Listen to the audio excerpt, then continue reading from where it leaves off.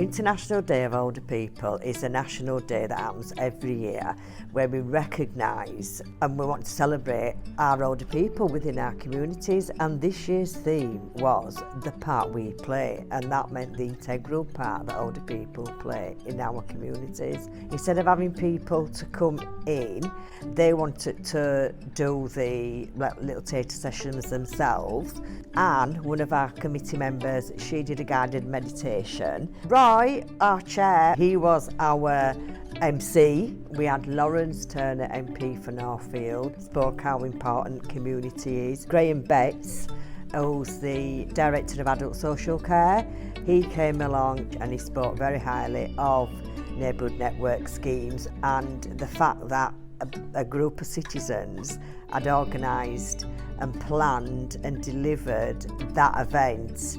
I think everybody was just absolutely, over the moon.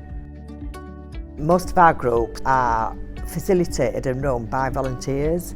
We want to, give a big shout out to volunteers because they are the backbone, and without volunteers, half of these groups would cease to exist. So one brilliant example of connecting communities is Elaine MacDonald, who runs Longbridge Methodist Lunch Club. She wanted to do an event in recognition of all our volunteers. I found a venue and we sorted out food and certificates. It's also been really lovely because we can get all our volunteers, because it is for the whole of the south, particularly Northfield, because we want as many volunteers to come as possible. On the day, we've got a counsellor coming who's going to give a speech in recognition of all the fab work the volunteers do. We've got Yvonne Mullen coming from Move It or Lose It, and she's going to do a 15-minute taster session of singing and dancing. And then we've got a certificate giving ceremony, which we're going to invite all the volunteers to come up and get a certificate of recognition. My name's Liz and I'm the over 50s champion for NNS. Well, it's a new voluntary role. So I'm trying to make it my own. I get to visit groups in the area to find out what's going on and signpost people to other activities locally.